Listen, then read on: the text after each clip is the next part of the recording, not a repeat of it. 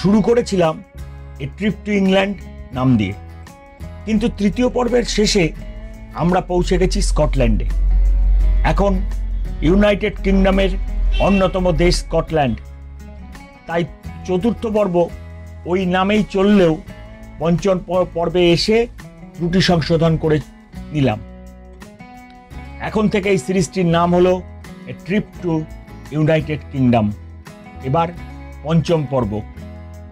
ব্যক্তিগত কাজ, ব্যস্ততা সব কিছু নিয়েই তো জীবন। ট্রাভেল ব্লগটা হঠাৎ করে সব করেই বানানো। স্টোরি ইন স্টিল এর ব্যানারে আমাদের বেড়ানোর গল্প বলার জায়গা। আমার ছবি বা বর্ণনা যদি আপনাকে কোনো জায়গায় যেতে উৎসাহিত করে, আপনার ভ্রমণে সামান্যতম সাহায্যও করে, তবেই আমি খুশি। আমার তৈরি ব্লগগুলি আপনাকে দেখাবে, চেনাবে ভ্রমণের স্থানটিকে। থাকা খাওয়ার বর্ণনা থেকে গেলেও তা কখনোই ভ্রমণ স্থানের সৌন্দর্যকে বাদ দেবে না। গত পর্বে আমরা এডিনবার্গ ট্যুর শুরু করেছিলাম। এই পর্বেও আমরা ঘুরে দেখেছি এডিনবার্গ শহরের নানা দ্রষ্টব্য। বাসে করে চলে গেছি মিউজিয়ামে, সেখান থেকে হলিউড পার্ক, সেখান থেকে ডাইনামিক আর্থ, আর তারপর ডাইনামিক আর্থ থেকে পায়ে হেঁটে রয়্যাল মাইলের রাস্তায়, আর সেখানে দেখলাম ক্যামেরা অবস্কিউরা, লেন্স আর আয়নার এক বিচিত্র জগৎ। পঞ্চম পর্ব শুরুর আগে আমাদের নিয়মিত অনুরোধ, যারা নতুন বা যারা এখনও করেননি তারা চ্যানেলটি সাবস্ক্রাইব করে বেল আইকনটি টিপে দেবেন, আর অবশ্যই অল বাটনটিতে চাপ দেবেন যাতে স্টোরি ইন স্টিল সবার আগে আপনার কাছে পৌঁছে যায়। 27 সেপ্টেম্বর 2023 রাতে আমরা গেছিলাম আমাদের আত্মীয় কুণালের বাসস্থানে। তথ্য প্রযুক্তি সংস্থায় কর্মরত কুণাল এখন এডিনবার্গেই থাকে। রাতের ডিনার করলাম ওর সাথেই। পরের দিন 28 সেপ্টেম্বর আমাদের বাসস্থান ডলারি গেস্ট হাউসে ব্রেকফাস্ট করে সারা দিনের মতো বেরিয়ে পড়লাম। এডিনবার্গে কিছুটা দেখেছি কাল, আর আজ দেখব আরও কিছুটা। ডলারি বাস স্টপ থেকে বাসে উঠে পৌঁছে গেলাম ন্যাশনাল মিউজিয়াম অফ স্কটল্যান্ডে। বিশাল বড় প্রাচীন ভবন জুড়ে এই মিউজিয়াম। বাইরে থেকে বিভিন্ন দিক থেকে ছবি তুললাম মিউজিয়াম ভবনের। এটি 2006 সালে স্কটল্যান্ডের নতুন জাদুঘর। স্কটিশ পুরাকীর্তি, ইতিহাস ও বিশ্ব সংস্কৃতির সংগ্রহ রয়েছে এখানে। এর সংলগ্ন রয়্যাল স্কটিশ মিউজিয়ামটিও রয়েছে। স্কটিশ প্রত্নতাত্ত্বিক আবিষ্কার, মধ্যযুগীয় বস্তুর জাতীয় সংগ্রহ, ভূতত্ত্ব, প্রাকৃতিক ইতিহাস, বিজ্ঞান, প্রযুক্তি, শিল্প ও বিশ্ব সংস্কৃতির সংগ্রহ নিয়ে গড়ে উঠেছে এই ন্যাশনাল মিউজিয়াম। মিউজিয়ামের মধ্যে প্রবেশ করে প্রথমেই এলাম একটি বিশাল উঁচু হল ঘরে। মাঝখানটা ফাঁকা থাকলেও দেওয়াল ঘেঁষে 3 তলা পর্যন্ত প্রদর্শনী। মাঝখানেও রয়েছে সংগৃহীত নানা প্রাণী, যন্ত্র আর প্রত্নবস্তুর বিস্ময়কর সংগ্রহ। ঘুরে ঘুরে দেখতে শুরু করলাম।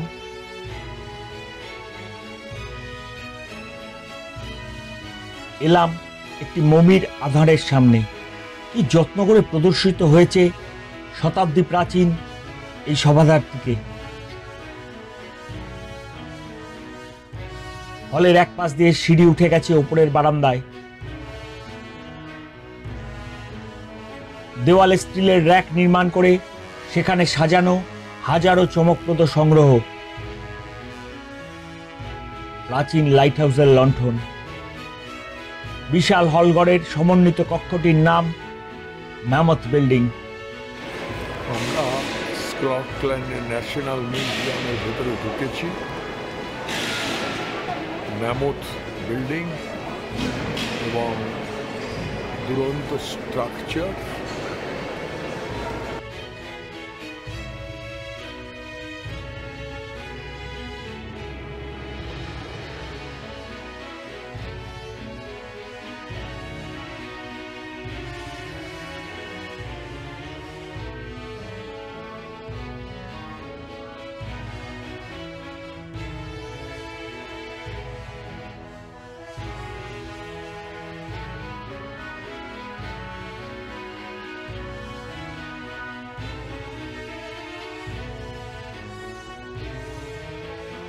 রয়েছে প্রাচীন কলম্বিয়ান ছাপার যন্ত্র।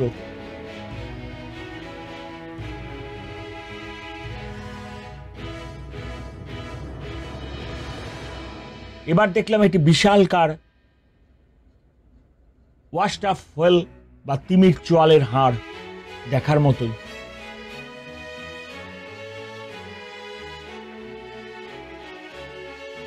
নানা জীবজন্তু ও ডাইনোসরের কঙ্কাল এই প্রদর্শনী স্থলের অন্যতম আকর্ষণ। যন্ত্র, পাত্র, মূর্তি কি নেই এখানে।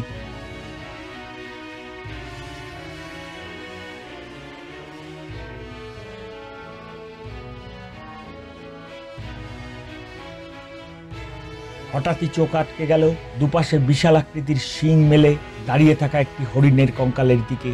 জায়ান্ট ডিয়ার বা দানব হরিণ। বেশ কয়েকটি ছবি তুললাম এখানে। 12,300 বছর আগে এই হরিণটি আমাদের পৃথিবীতে বিচরণ করত। এখন শুধু কঙ্কালটাই সেই স্মৃতি বহন করছে। বিশাল হলঘরের অনেকটা জুড়ে রয়েছে প্রাগৈতিহাসিক তথা জুরাসিক যুগের জীবজন্তুর কঙ্কাল, জীবাশ্ম সহ নানা অতীত ও বর্তমান জীবজন্তুর জীবাশ্ম। এরপর এলাম নতুন একটি গ্যালারিতে, লুকিং ইনটু স্পেস।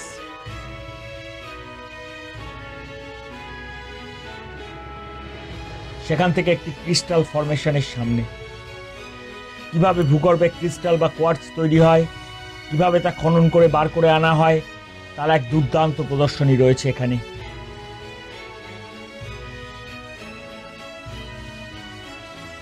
রয়েছে দেশ বিদেশের নানা প্রাচীন প্রত্নবস্তু। রয়েছে 4 জন চালানোর মতো সাইকেল, বিভিন্ন যন্ত্র, মূর্তি, মমির সংগ্রহ। এবার বেরিয়ে এলাম বাইরে। পাশেই রয়েছে Edinburgh sheriff court and justice of the piece court. তার ঠিক বিপরীতে রয়েছে একটি বিশাল সুভেনির শপ, দি স্কটল্যান্ড শপ। সংগ্রহে রাখার মতো জিনিসের বিশাল ও চোখ ধাঁধানো আয়োজন। হাঁটতে হাঁটতে দি কুইন্স গ্যালারি পেরিয়ে এগিয়ে গেলাম। এসে পৌঁছালাম হলিউড পার্কে। পার্কের মধ্যে রয়েছে একটি বাঁধানো জলাশয়, তার বাঁধানো পাড়ে বসে চলল বিশ্রাম ও ফটো সেশন।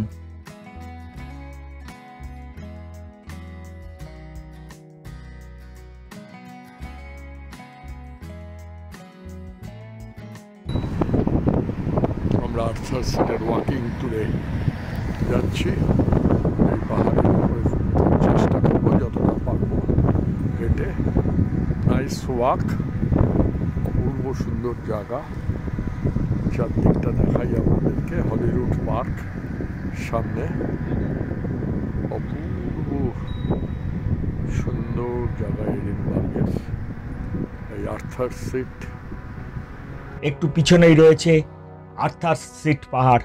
এখান থেকে সমগ্র এডিনবার্গের দৃশ্য নাকি অসাধারণ। দুটো লেভেল আছে, আমরা লো লেভেলে চেষ্টা করব। আমি অন্তত বেরিয়ে পড়লাম আর্থার সিটের ওয়াকিং ট্যুরে।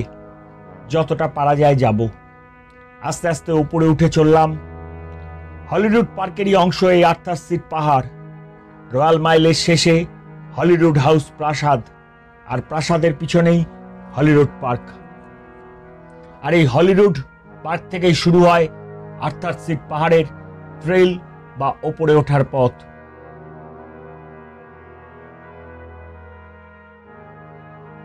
সাইড দিয়ে রাস্তা উঠে গেছে, শর্টকাট, কিন্তু আমরা শর্টকাটে যাব না, আমরা আস্তে আস্তে যাব।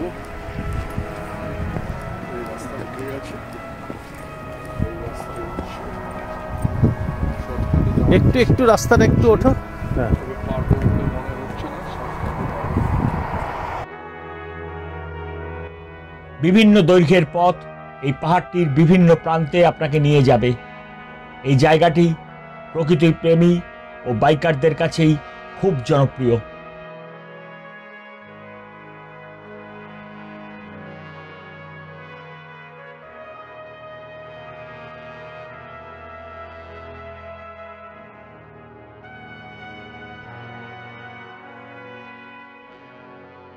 আর্থার সিট পাহাড়টি সালিসবারি ক্রাক্সের এলাকাধীন। এডিনবার্গের কাছেই এই পাহাড়টি ঘুরে দেখার জন্য একটি 4.3 কিলোমিটার বৃত্তাকার ট্রেইল রয়েছে। সাধারণভাবে যা সম্পূর্ণ করতে 1 ঘন্টা 41 মিনিট সময় নেয়।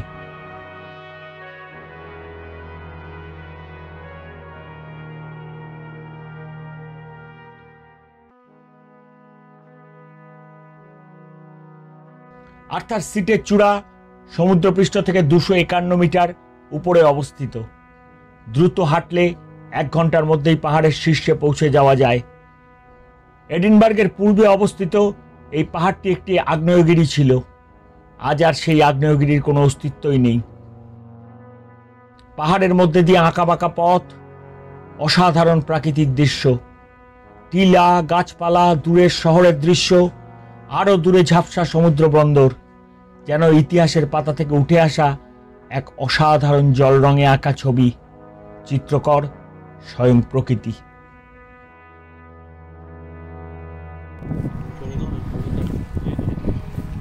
আমরা ধীরে ধীরে আর্থার সিটের দিকে যাচ্ছি। খানিকটা এসছি উপরে, তার থেকে নিচে পুরো এডিনবার্গ হলিউড পার্ক এরিয়াটা দেখা যাচ্ছে।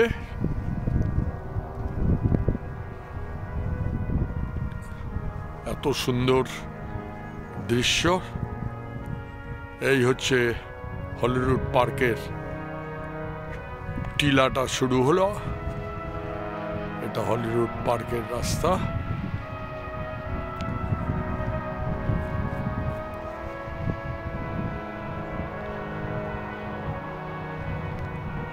ওই যে হাইয়েস্ট পিকটা দেখা যাচ্ছে, that is the Arthur Seat. অত দূর হয়তো আমরা উঠতে পারবো বলে মনে হয় না, আর সময়ও নেই প্র্যাকটিক্যালি। খানিকটা উঠে তারপর আবার ফিরে চললাম, হাতে সময়ও কম। ফেরার সময় পাহাড়ের কোলে একটি ছোট্ট জলাশয় ঘুরে এলাম, সেন্ট মার্গারেটস লজ। জলাশয়টি সৌন্দর্যের দিক থেকে অতুলনীয়। যাদের হাঁটতে অসুবিধা আছে তারাও ট্রেল মানচিত্র ব্যবহার করে অল্প পরিশ্রমেও এই লেকটির সৌন্দর্য উপভোগ করে আসতে পারেন।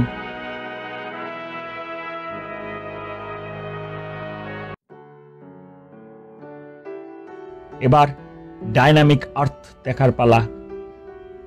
দুদিনে এডিনবার্গ দেখার জন্য ঘুরোঘুরি করতে করতে বারবার এই বিশ্ববিখ্যাত বিজ্ঞান কেন্দ্র তথা প্ল্যানেটোরিয়ামের পাশ দিয়ে যাতায়াত করেছি, কিন্তু এখনো দেখা হয়নি। এইবারে দেখব। প্রথমেই স্মৃতির পাতাকে জীবন্ত রাখতে ডায়নামিক আর্থের সামনে দাঁড়িয়ে ছবি তুললাম। এবার আস্তে আস্তে ভিতরে প্রবেশের পালা। ভিতরে রয়েছে পৃথিবীর বিবর্তনের সম্পূর্ণ ইতিহাস, বিগ ব্যাং থেকে বর্তমান সময় পর্যন্ত। মেরু হিমবাহ থেকে আগ্নেয়গিরি, পৃথিবীর নানা বৈচিত্র্যের স্বাদ। এক অদ্ভুত অভিজ্ঞতা অর্জন করলাম।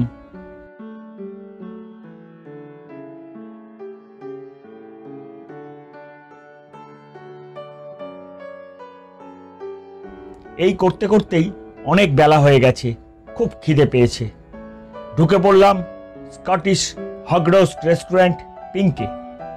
ডায়নামিক আর্থ চত্বরেই রয়েছে এই রেস্তোরাঁটি। স্যান্ডউইচ ও চিপস দিয়ে পেট ভরিয়ে এবার পরের গন্তব্যে যাবার পালা।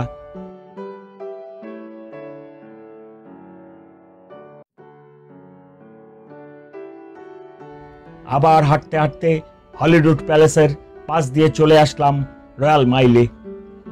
সেই স্কটিশ অভিজাত্যের গন্ধমাখা রয়্যাল মাইলের রাস্তা ধরে এগিয়ে চললাম। এবার রাস্তার পাশে রয়েছে অজস্র বিচিত্র আকৃতির সেই আয়না প্রদর্শনী, ক্যামেরা অবস্কিউরা। বিভিন্ন রকমের আয়নায় নিজেদের সরু, মোটা, লম্বা, বেঁটে নানা রকম প্রতিবিম্ব দেখতে দেখতে এসে পৌঁছালাম camera obscura and world of ইলিউশনের মূল ভবনে। অবশ্যই ভিতরে যাব। গাইডবুক বলছে এই ভবনটি না দেখলে আমাদের এডিনবার্গ ভ্রমণ অসমাপ্ত থেকে যাবে। হাসো এবং বিস্ময়ায়িত হও, এটাই ক্যামেরা অবস্কিউরার মূল স্লোগান। ভবনের মধ্যেও বহু বিচিত্র আয়না। ছবি তুলতে তুলতে এগোচ্ছি।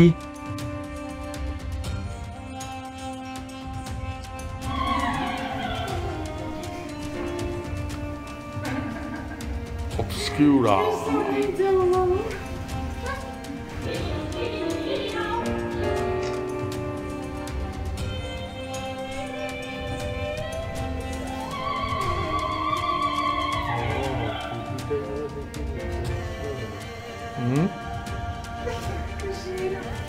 চল পরের কথা।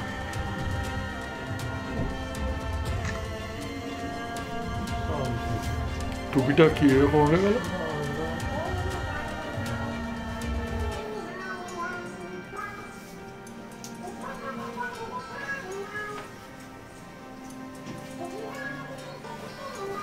টুপিটা গেল।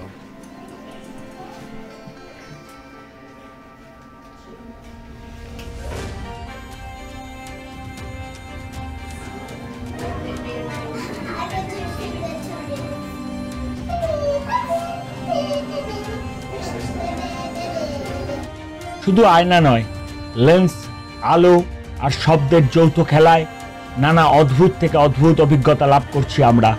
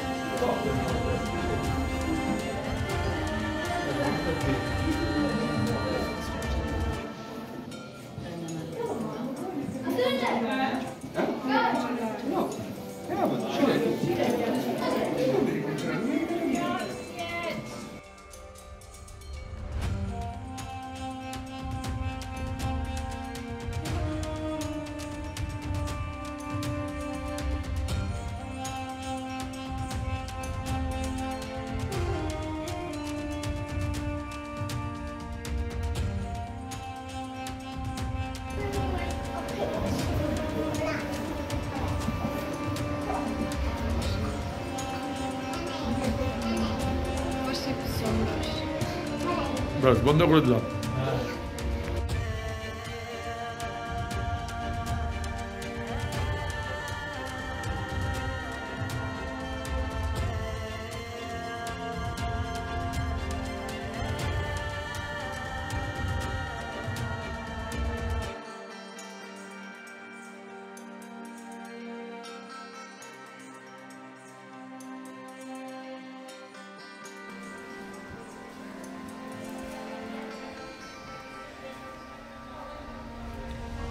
এবার টিউবের মধ্যে দিয়ে বিদ্যুৎ পরিচালনার লাইভ দৃশ্য দেখলাম। কি অদ্ভুত, আর ভাষায় তা প্রকাশ করা যায় না।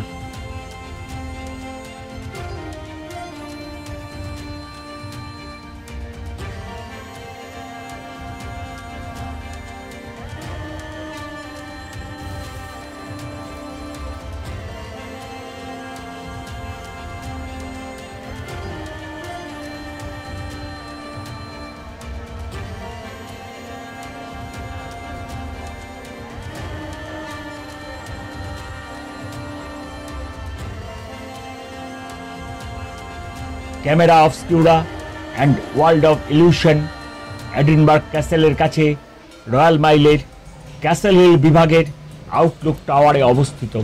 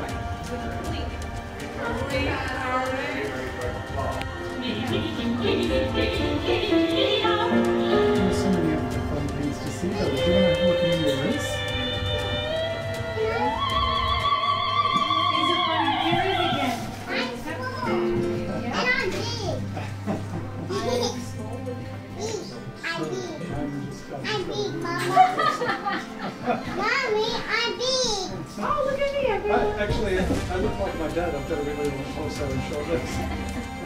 I look like Vic. Oh my God. Oh, yeah.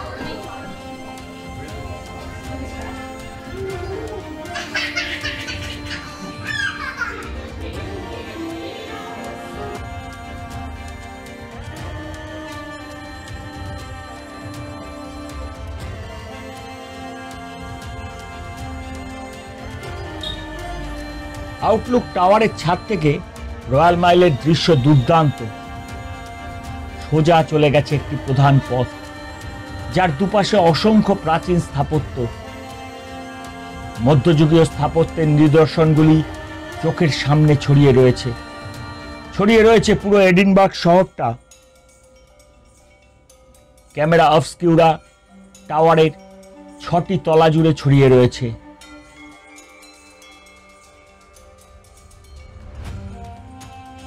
একদম উপরের ছাদে পৌঁছে গেছি, এবার নিচে নামার পালা। দেখা না দেখা বিষয়বস্তুর মধ্যে দিয়েই ফেরার রাস্তা।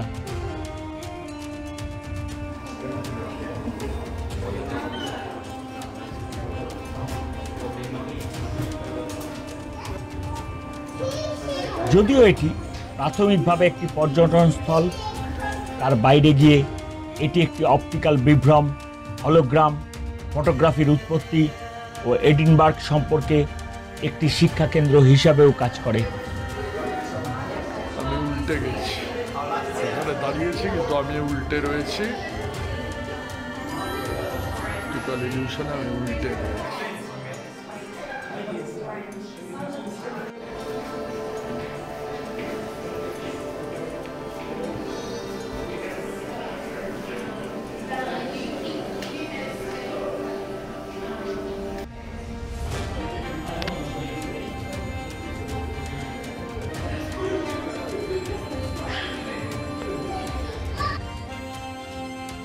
ঘরের পর ঘর জুড়ে দৃষ্টি বিভ্রম, আলোক বিভ্রম, আলো, রং, বর্ণালী নিয়ে একটি ইন্টারেক্টিভ প্রদর্শনী তৈরি হয়েছে।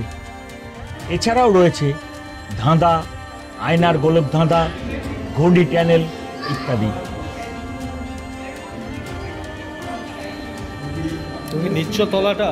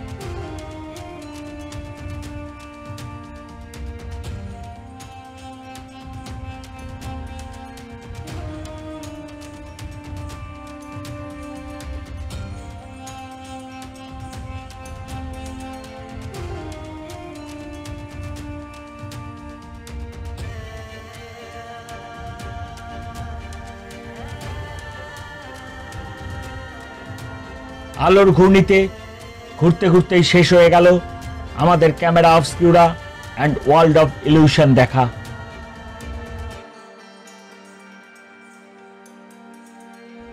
তার সাথেই শেষ হলো আমাদের আজকের মতো এডিনবার্গ ভ্রমণ। শেষ হলো এ ট্রিপ টু ইউনাইটেড কিংডমের 5ম পর্ব।